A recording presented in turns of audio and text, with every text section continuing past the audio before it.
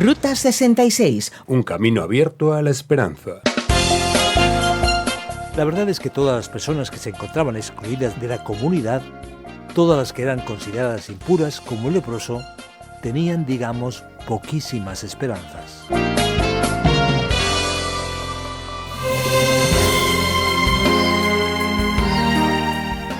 Uno de los iconos de la Ruta 66 son los famosos Flower Men. Se trata de enormes esculturas fabricadas con fibra de vidrio y que en su momento funcionaban como reclamo publicitario. Se ubicaron a lo largo de las carreteras americanas entre los años 1962 y 1972. Tienen una altura de más de 6,5 metros. La primera figura que se dispuso fue el personaje de Paul Bunyan, que se presenta con un hacha. A partir de ahí, y sobre todo en carreteras principales como la Ruta 66, se colocaron otros gigantes con neumáticos, perritos calientes y otros objetos promocionales de diversas empresas. Aunque los gigantes han dejado de fabricarse, todavía hoy se siguen conservando algunos en todos los Estados Unidos. 2 de ellos los encontramos en las primeras etapas de la Ruta 66, concretamente en el estado de Illinois. Hablamos en esta ocasión del gigante Gemini, que es un hito de la Ruta 66 americana. Se puede visitar cuando se cruza Wilmington en la primera etapa del viaje. Seguiremos contando curiosidades de esta mítica ruta, pero ahora llega el momento de mirar a lo trascendente. Querido amigo, aquí llega un nuevo episodio de nuestra Ruta 66. Te habla Esperanza Suárez y te agradezco muchísimo el que nos acompañes en este viaje por la Biblia. Es en su tercer libro, el libro de Levítico, donde estamos viajando en este momento. Y en esta ocasión nos vamos a detener en los capítulos 13 y 14. Llamad al sacerdote. La herida se abrió. Este es el tema preparado para hoy. Si crees que tienes problemas, descubre lo complicado que era ponerse enfermo en el mundo antiguo. Así que te animo a estudiar la Biblia. Es, sin duda alguna, la mejor medicina. Ven conmigo a esta nueva aventura en la palabra de Dios. Como podemos observar, la preocupación en los capítulos 11 al 15 del libro de Levítico es la purificación ceremonial. ¿Cómo era posible acercarse al Señor y rendirle culto al Dios totalmente santo ante las impurezas vinculadas al cuerpo humano? Ya bien fuesen por enfermedad o por cualquier otra razón que volvían al hombre o a la mujer impuros para rendir culto y acercarse a Dios. ¿Qué se debía y qué se podría hacer? ¿Y cómo se podría entender la fragilidad humana ante la santidad de Dios? Uno de los temas vinculados a esta cuestión está relacionado con las enfermedades que aparecían en la piel. Leyendo la Nueva Versión Internacional, en el capítulo 13, encontramos lo siguiente. El Señor les dijo a Moisés y a Aarón: cuando a una persona le salga en la piel alguna inflamación, erupción o mancha blancuzca que pueda convertirse en infección, podemos decir entre paréntesis que se está hablando de manera tradicional de la lepra. Se la llevarán al sacerdote Aarón o a algunos de sus descendientes, los sacerdotes. El sacerdote examinará la llaga. Si el vello en la parte afectada se ha puesto blanco y la llaga se ve más hundida que la piel, entonces se trata de una enfermedad infecciosa. Después de examinar a la persona, el sacerdote la declarará impura. Si la mancha blancuzca no se ve más hundida que la piel, ni el vello se le ha puesto blanco, el sacerdote aislará a la persona enferma durante 7 días, y al 7º día la examinará de nuevo. Si juzga que la infección no ha seguido extendiéndose sobre la piel, aislará a esa persona otros 7 días. Cumplidos los 7 días, el sacerdote la examinará otra vez, y si el mal no se ha extendido sobre la piel, sino que ha disminuido, la declarará pura. No era más que una erupción. Así que la persona enferma se lavará la ropa y quedará pura. Si la erupción se le sigue extendiendo sobre la piel, después de haberse presentado ante el sacerdote, para su purificación, la persona enferma tendrá que volver a presentarse ante él.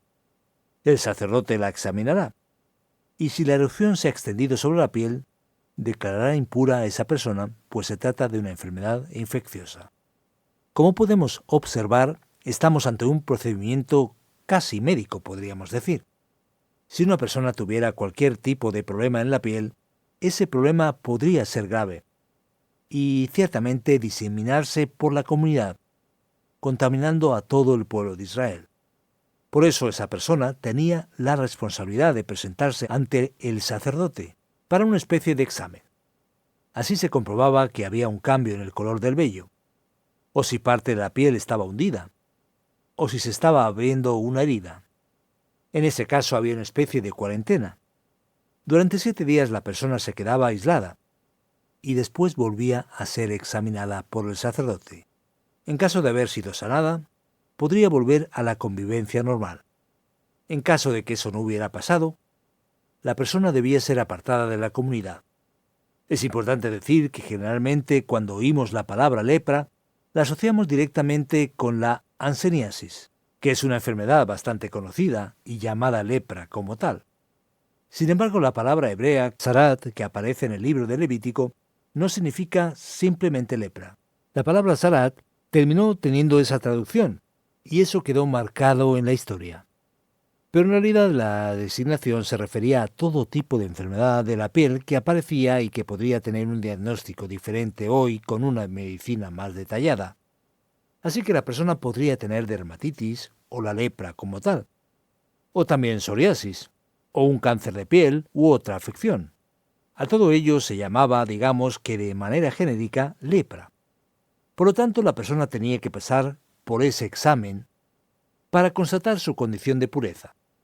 Observa que la pureza en relación al aspecto ceremonial en cuanto al culto terminaba también preservando la salud de la comunidad. Y el detalle era tan interesante que cuando leemos el versículo 12, encontramos que el texto nos dice lo siguiente: si la infección se ha extendido sobre la piel de tal manera que hasta donde el sacerdote pueda ver, cubre toda la piel de la persona enferma, entonces el sacerdote la examinará. Si ve que la infección le cubre todo el cuerpo, la declarará pura. Esa persona es pura porque todo el cuerpo se le ha puesto blanco, pero será impura en el momento en que aparezca una llaga ulcerosa. Cuando el sacerdote examine la carne viva, declarará impura a esa persona. La carne viva es impura, pues se trata de una enfermedad infecciosa. Pero si la llaga ulcerosa se le pone blanca, la persona enferma deberá ir al sacerdote para que la examine. Si la llaga se le ha puesto blanca, el sacerdote declarará pura a esa persona, y en efecto lo será. Había una separación cuando se producía una especie de problema de piel sencillo, que quizás pudiese incluso estar relacionado con el vitíligo, o cualquier cosa por el estilo, que no dejaba a la persona en una situación de impureza. Y cuando aquello realmente se convertía en una especie de enfermedad infecciosa, cuando salía pus o cuando se ponía, como se suele decir, en carne viva, la cosa era muy seria, y por lo tanto la persona era apartada de la relación directa con la comunidad. El texto enfatiza en detallar otras cosas que podría pasarle a una persona. Por ejemplo, más adelante veremos que cuando una persona empezaba a perder pelo, dice el texto que esa persona no está impura. Si a un hombre o a una mujer le salen manchas blancuzcas en la piel, el sacerdote deberá examinarlas. Si las manchas resultan ser blancuzcas, se trata solo de una erupción cutánea, de modo que la persona es pura. Había una preocupación bastante detallada y sorprendente para lo que esperaríamos de aquella época. El versículo 29 ofrece un planteamiento interesante que merece atención por la manera como la Nueva Versión Internacional lo traduce. Si a un hombre o a una mujer le sale una llaga en la cabeza o en el mentón. Por cierto, muchas versiones antiguas traducen la palabra mentón por barba, pero el que a una mujer le salga una herida en la barba no tiene sentido.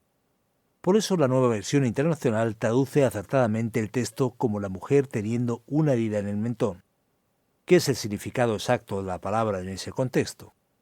Así que ellos también eran examinados ante el sacerdote. Vemos la gran sabiduría de Dios expresada aquí en la evaluación de lo que pasaba con la persona que tenía una enfermedad en la piel. Es interesante que a partir del versículo 47 aparece una cosa extraña que es llamada plaga de lepra en la ropa o la lepra de la casa. Y nuevamente observaremos que la palabra hebrea tiene un significado mucho más amplio. La idea es cualquier cosa infecciosa o que se esparce y que pueda amenazar la vida de la comunidad. lo cual también representa riesgo de muerte. Por eso, correctamente, en la Nueva Versión Internacional leemos que esa palabra se traduce por moho. Observa, por lo tanto, lo que el texto nos dice.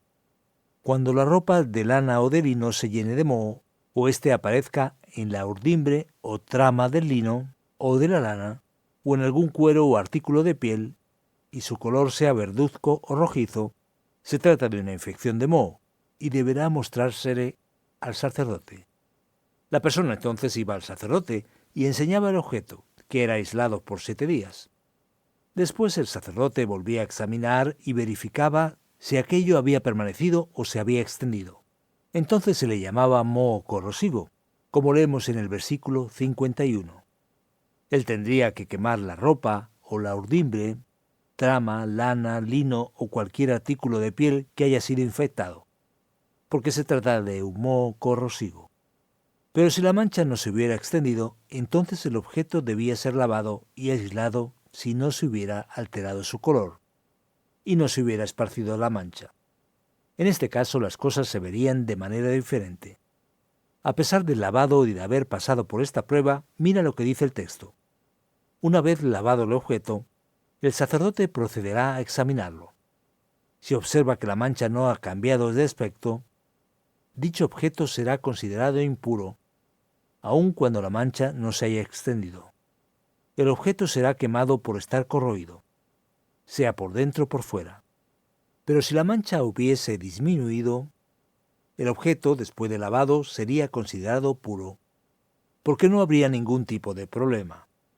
Así que observa cómo era algo sorprendente. Lo mismo se hacía necesario cuando se trataba de una especie de lepra o moho corrosivo destructivo que afectase una casa. El capítulo 14 abordará la purificación necesaria en cuanto a la lepra y al moho en todos los rituales. Era necesario hacer una ofrenda por el pecado, hacer propiciación, como ya hemos observado en otros casos de impureza ceremonial. Cuando leemos a partir del versículo 33, observa con atención lo que aparece aquí. El Señor les dijo a Moisés y a Aarón: si al entrar vosotros en la tierra de Canaán, la cual os doy en propiedad, yo pongo moho infeccioso en alguna de vuestras casas, el dueño de la casa deberá decirle al sacerdote: en mi casa ha aparecido una especie de moho. Y así entonces todo será examinado. Y en caso de que aquello fuese confirmado, se tendría que raspar las paredes de la casa y debería estar cerrada durante 7 días, porque era una especie de moho peligroso para la propia comunidad. Si a pesar de todo nada se resolviera, la casa sería declarada impura y tendría que ser demolida. Leemos en el versículo 45. Deberán demolerla y arrojar en un lugar impuro fuera de la ciudad las piedras, la madera y el estuco. En caso de que no hubiera sido así, la casa podría ser recuperada. Así observamos la conclusión de la regulación en cuanto a la lepra y el moho. Es sorprendente observar aquí el cuidado de Dios con la pureza ceremonial del pueblo y la pureza que revertía el problema y que también garantizaba la salud. Y podemos observar claramente el poder destructivo de aquello que contamina. Es importante darse cuenta de lo necesario que era tomar una actitud muy objetiva y definitiva ante tal realidad. Aquí cerramos nuestro estudio sobre el famoso texto de la lepra en los capítulos 13 y 14 de Levítico.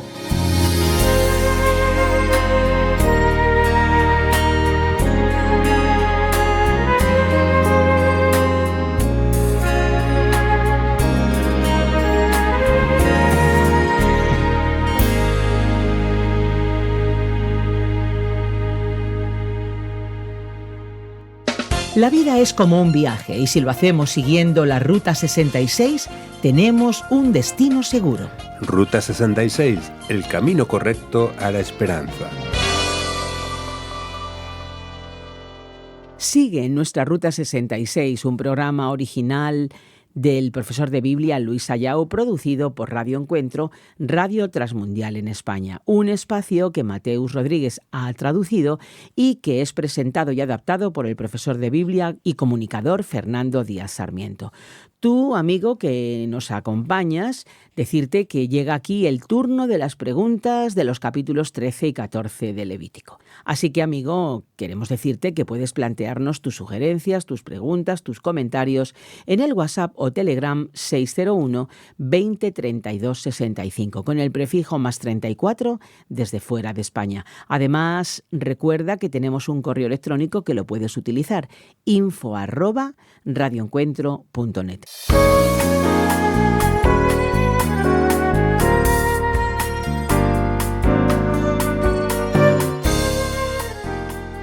Fernando, este texto nos da para muchas preguntas, ¿verdad que sí? Eso es. Allá vamos. Pues aquí va la primera. Sobre algo que a lo mejor alguien ya se ha dado cuenta. ¿Había alguna técnica medicinal para sanar la lepra en aquella época? Mira, Esperanza, es interesante observar aquí con atención que el texto de Levítico no tiene una intención propiamente médica. Es sorprendente que ellos tengan técnicas que hoy la medicina usa. El aislamiento, la cuarentena, pero en realidad no era, digamos, sanar a la persona. La persona podría recuperarse, sanarse, independientemente de cualquier tratamiento. Las únicas referencias de sanidad de lepra en el Antiguo Testamento son por intervención de Dios, como es el caso de Naamán con el profeta Eliseo. Así que el enfoque no es propiamente, digamos, medicinal. El texto está enseñando una vez más la cuestión de cómo nos acercaremos al Dios Santo ante las impurezas que se manifiestan. Así que por eso no aparece nada en sentido medicinal. Si ellos hacían algo, si utilizaban algún tipo de producto, algún tipo de esencia, no tenemos información al respecto. No aparece aquí ninguna técnica propiamente terapéutica, simplemente el aislamiento. Has mencionado el uso de la cuarentena. ¿Por qué dejar a la persona alejada en un campamento distante si precisamente lo que necesita son cuidados? Cuando una persona está enferma, ella necesita el cariño de la familia, necesita la atención de las demás personas. En este caso, ella es excluida, está expulsada. Ya ves, Esperanza, es una cuestión, digamos, un poco difícil de entender para nosotros. Pero lo comprendemos cuando nos damos cuenta de que lo que se está discutiendo aquí es el individuo ante la sociedad. Y es la misma razón por la que, por ejemplo, en nuestra sociedad se castiga o se encarcela a una persona que está perjudicando a la sociedad, o incluso se la aísla por ciertos temas de salud. Si, por ejemplo, una persona tiene síntomas de coronavirus o algún otro tipo de infección, aunque se le tenga mucho cariño, podría ocurrir graves problemas. Por ejemplo, si se le permite ir a ver un partido de fútbol en el Estadio Santiago Bernabéu o en el Camp Nou. Así que el razonamiento es semejante. Se trata de que la persona tenía un problema serio, que podría repentinamente convertirse en una amenaza para la misma comunidad. En realidad, el enfoque era la relación de esa persona con la santidad y la pureza de Dios. Pero además se añadía el hecho de que el aislamiento de esa persona provocaría, aunque fuese de manera difícil y complicada, que ella pudiera reflexionar sobre su vida. La persona se tomaría en serio muchas cosas sobre las que quizás no hubiese pensado antes, pero quedaría aislada fuera del campamento. Y es que en el pensamiento bíblico tienes lugares definidos por su santidad. Fuera del campamento no hay nada en cuanto a santidad. El campamento en sí es donde vive el pueblo, y Dios está con ellos. Después tienes el tabernáculo, con su parte externa. Luego la tienda del encuentro y finalmente el lugar santísimo dentro de la tienda.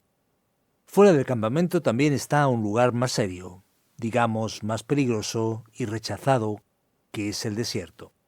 Así que digamos que existe una especie de enseñanza didáctica de santidad, además de la cuestión de la comunidad. Por eso la persona es enviada afuera. Todo ese ambiente entonces tiene el propósito de mostrar o tipificar cómo es la relación de Dios con el pueblo, con el campamento, siendo una especie de región celestial, un pedacito de cielo. ¿Podemos ver eso en este cuadro? Sí, es una especie de pedagogía muy concreta para que la persona realmente entienda qué significa la santidad de Dios, sin lo cual no se entiende la gran mayoría de las demás doctrinas y enseñanzas de la Biblia. De acuerdo, muy bien. En el Nuevo Testamento encontramos personas en esa situación, leprosos que se acercan a Jesús o que se intentan acercar a Él y ocurre la sanidad y todo lo demás.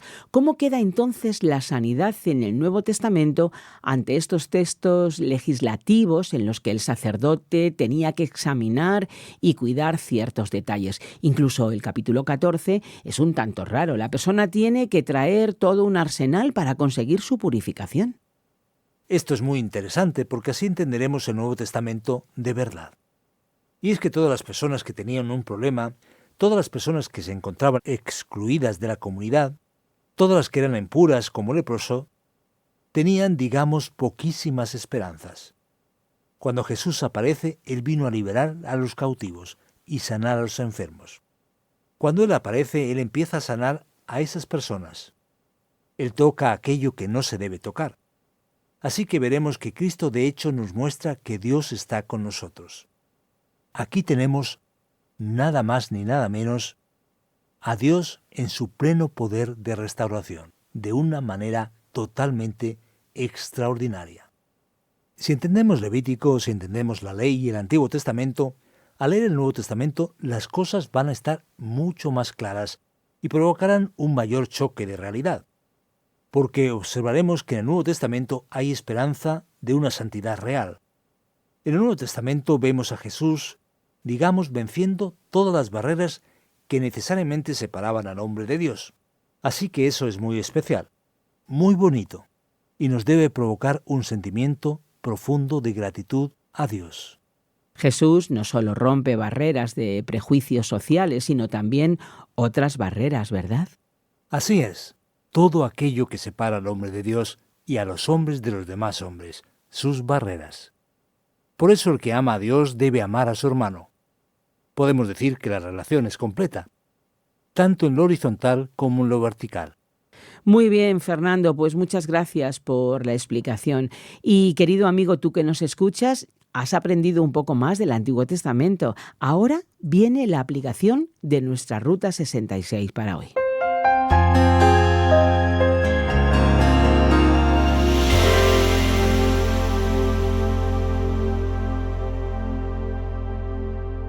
Hoy aquí en Ruta 66 hemos estudiado los capítulos 13 y 14 de Levítico y hemos hablado sobre el tema «Llamad al sacerdote, la herida se abrió».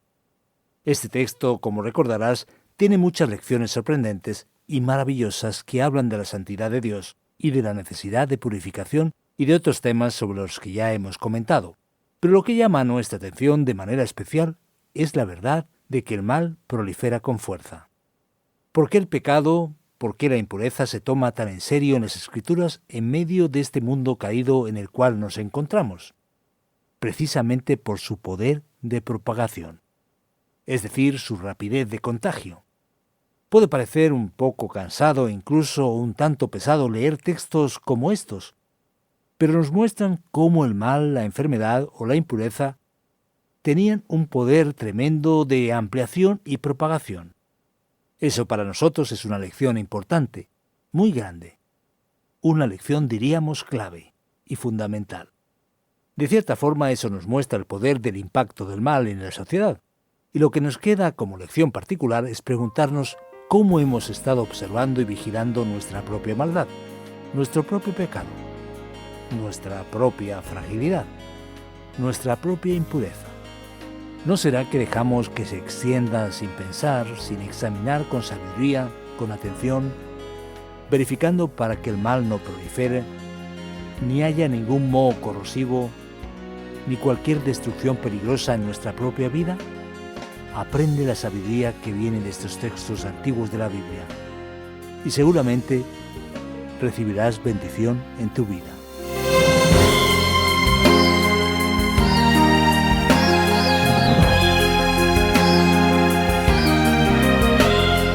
Pues aquí nos quedamos en nuestra Ruta 66 de hoy, pero volveremos, claro que sí, volveremos en esta misma emisora y en este mismo horario. Si deseas escuchar otra vez este episodio o los anteriores, puedes visitar nuestra página web o la página RTM 360.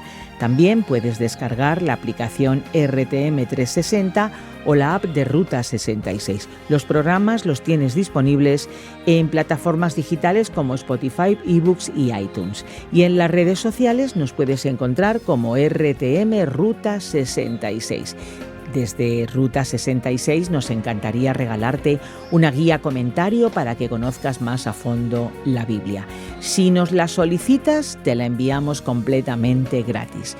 Hazlo en el WhatsApp 601 20 32 65 con el prefijo +34 desde fuera de España, o también en info@radioencuentro.net. Ese es nuestro correo electrónico. Nos encantaría saber tus impresiones, desde cuándo, desde dónde y desde qué medio nos escuchas. Esto es bastante importante para nosotros, así que escríbenos o envíanos un mensaje a las vías de contacto que te acabo de indicar. En la parte técnica estuvo Andrés Ocampo y te acompañó desde estos micrófonos Esperanza Suárez. Nos vamos, pero contamos contigo en nuestra próxima y particular Ruta 66. Un camino abierto a la esperanza, un encuentro con el autor de la vida.